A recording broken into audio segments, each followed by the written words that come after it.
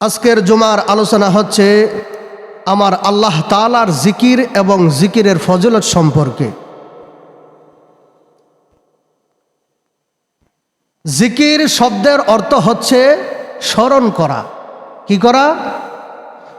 স্মরণ করা, মনে করা। জিকির শব্দের শাব্দিক অর্থ হচ্ছে কৃতজ্ঞতা পোষণ করা।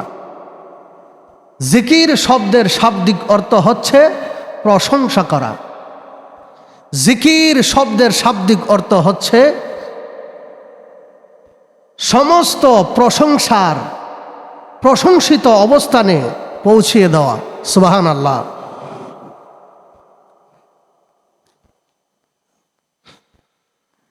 আমার আল্লাহ তাআলা পবিত্র কালামে পাকে ঘোষণা দেন, বিসমিল্লাহির রহমানির রহিম, ওয়ামা খালাকতুল জিন্না ওয়াল ইনস ইল্লা লিয়াবুদুন।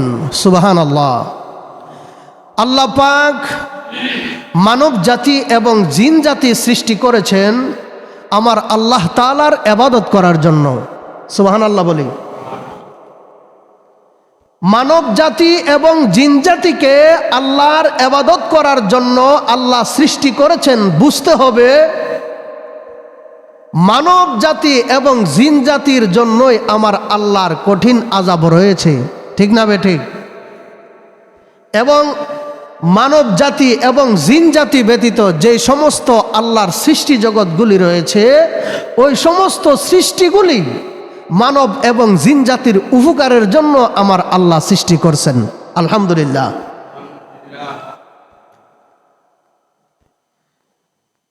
আল্লাহ পাক জিন জাতির মধ্য থেকে এবং মানব জাতির মধ্য থেকে এমন কতিপয় বান্দা বান্দিকে আমার আল্লাহর সান্নিধ্যতা দান করেন যারা আমার আল্লাহর বেশি বেশি জিকির করে। সুবহানাল্লাহ বলি। জিন জাতি এবং মানব জাতি তোদের মধ্যে খাস করে মানব জাতির মধ্যে আমার আল্লাহর এমন কতকগুলো বান্দাবান্দি আছে, তাদেরকে আমার আল্লাহর জিকিরের মাধ্যমে আমার আল্লাহর সান্নিধ্যতার যে বিষয়টা, ওই বিষয় হাসিল করার জন্য জিকিরের মাধ্যমে তারা হাসিল করতে পারে। সুবহানাল্লাহ। মানব জাতিকে আল্লাহ পাক জিন জাতির পরে সৃষ্টি করছেন, ঠিক না? এর আগে সৃষ্টি করছেন জিন জাতিকে। জিন জাতি আল্লাহর ইবাদত করেন, ইবাদত করা সত্ত্বেও আমার আল্লাহ মানব সৃষ্টি করেছেন, আদম সৃষ্টি করেছেন আল্লাহর ইবাদত করার জন্য। আমরা যে নামাজ পড়ি এটাও আল্লাহর জিকির। সুবহানাল্লাহ বলি না? আমরা যে সমস্ত নেক কার্যগুলি করি ওই কার্যগুলিও আল্লাহর জিকির। তবে বেশি বেশি করে যারা আমার আল্লাহর প্রশংসা করবে, যারা আমার আল্লাহর শুকরিয়া জ্ঞাপন করবে, যারা আমার আল্লাহর মহত্বতা প্রকাশ করবে, যারা আমার আল্লাহর বরত্বতা প্রকাশ করবে, যারা আমার আল্লাহর প্রশংসা সদা সর্বদা করবে, তাদের এই সমস্ত জিনিসগুলি আদায় করাকেই জিকির বলা হয়। সুবহানাল্লাহ বলি। এই যে আমরা সুবহানাল্লাহ শব্দটি বললাম, এটাও কিন্তু জিকির। আলহামদুলিল্লাহ বললাম, এটাও জিকির। আল্লাহু আকবার বললাম, এটা জিকির। জিকির কিনা? সুবহানাল্লাহ, আল্লাহর মহত্বতা প্রকাশ করলাম। আলহামদুলিল্লাহ, আল্লাহর প্রতি অনুগততা এবং আল্লাহর প্রতি শুকরিয়া আদায় করলাম। আল্লাহু আকবার, আল্লাহ যে মহান, আল্লাহ যে বড়, সেই সাক্ষ্য প্রদান করলাম। সুবহানাল্লাহ। আমার আল্লাহ পবিত্র কালামে পাকে ঘোষণা দেন, বিসমিল্লাহির রহমানির রহিম, আল্লাযীনা ইয়াযকুরুনাল্লাহা কিয়ামান ওয়া কুউদান ওয়া আলা জুনুবিহিম। সুবহানাল্লাহ। হে আমার সৃষ্টি জগৎ, মানব জাতি, তোমরা জানিয়া রাখো আমার জিকির তোমরা কিভাবে করবে, সেই পথ তোমরা জেনে নাও। আমি আল্লাহর জিকির দাঁড়ায়া করতে পারবে, আমি আল্লাহর জিকির বসিয়া করতে পারবে, আমি আল্লাহর জিকির হেঁটে হেঁটে চলাফেরা অবস্থায় করতে পারবে, আমি আল্লাহর জিকির শুয়ে শুয়ে করতে পারবে, বসে বসে করতে পারবে, আমি আল্লাহর জিকির সদা সর্বদা সর্ব অবস্থায় তোমরা করতে পারবে, এতে কোনো বাধা নাই। সুবহানাল্লাহ বলি। আল্লাহর জিকির সদা সর্বদা সর্ব অবস্থায় করা যাবে, সেই বিষয়টা আমার আল্লাহ বলে দিয়েছেন। একজন মুমিন মুত্তাকি ফরহেজগার ব্যক্তি যদি মকজুদে মহজ হয়ে আমার আল্লাহর জিকির করে, অল্প কিছুদিনের মধ্যে এই জিকিরের মাধ্যমে সে আল্লাহর ওলি হতে পারবে। সুবহানাল্লাহ বলি। আমার আল্লাহর জিকিরের এত রহমত, এত বরকত, কেননা আমার আল্লাহর জিকিরকে মুমিন মুত্তাকি ফরহেজগার বান্দার কলবের ঔষধ বলা হয়েছে। সুবহানাল্লাহ বলি।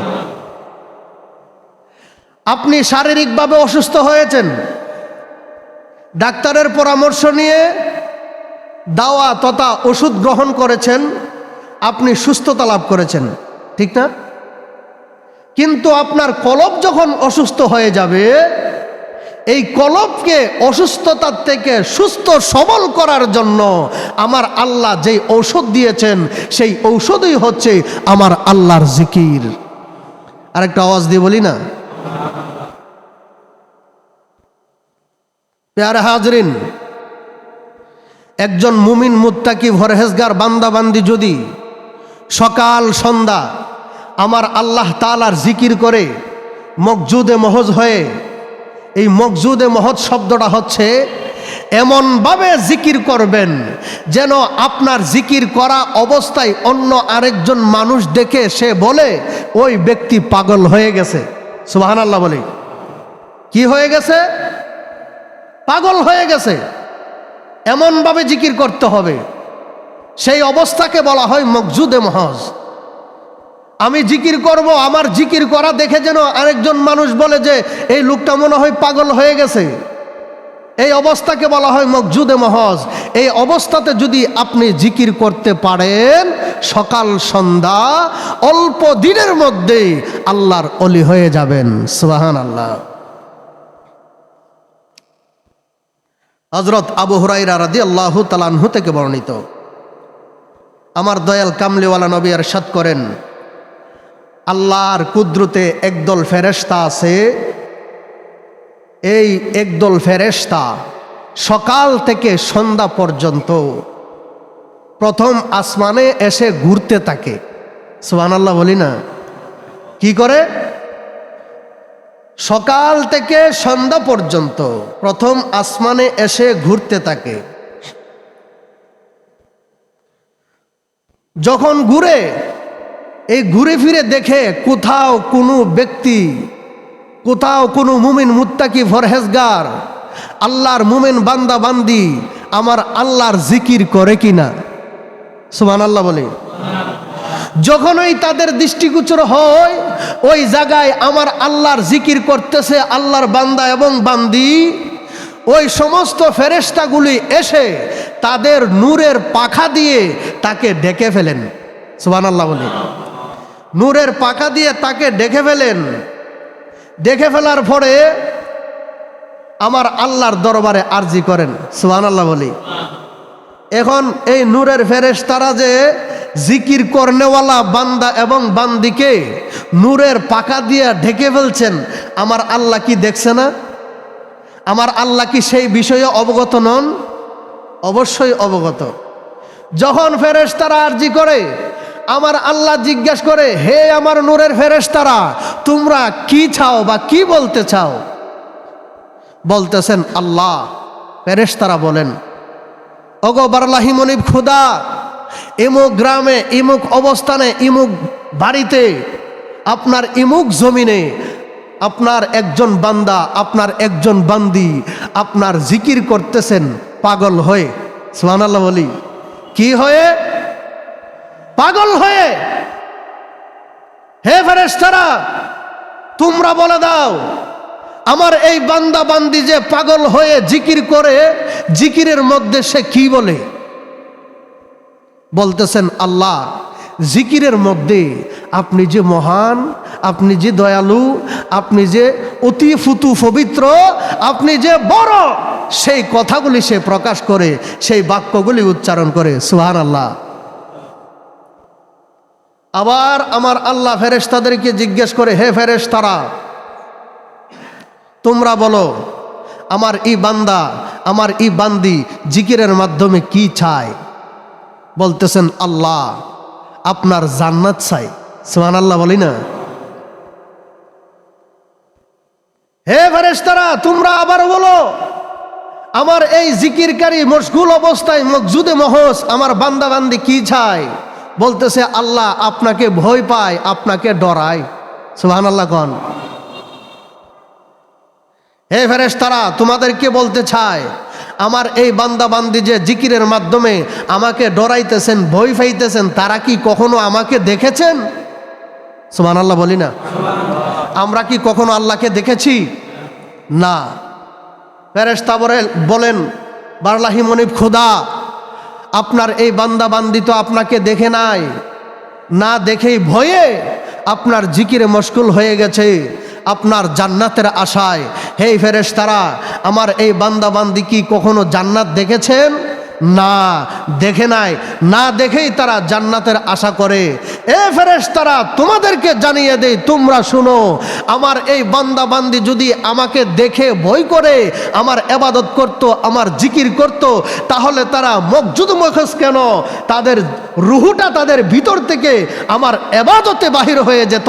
আর তারা যদি জান্নাত দেখত তাহলে এমনভাবে ইবাদত করত যেন তাদের জান্নাত অতি নিকটে। সুবহানাল্লাহ বলি না? একজন মুমিন মুত্তাকি পরহেজগার ব্যক্তি জিকিরের মাধ্যমে আমার আল্লাহর সান্নিধ্যতা লাভ করতে পারে, আল্লাহর ওলি হতে পারে। হযরত আবু হুরায়রা রাদিয়াল্লাহু তাআলা আনহু থেকে বর্ণিত, তিনি আরো ইরশাদ করেন, আমার আল্লাহ তাআলা পবিত্র কোরআনে পাকে ইরশাদ করেন, ইন্নাল্লাহ তাআলা ইয়াকুলু আনা মাআ আবদিহি ইযা যুকিরতু। সুবহানাল্লাহ। আমার যেই সমস্ত ইবাদতগুলি রয়েছে, নামাজ একটা ইবাদত, হজ একটা ইবাদত, রমজান মাসের রোজা রাখা একটা ইবাদত, ঠিক না?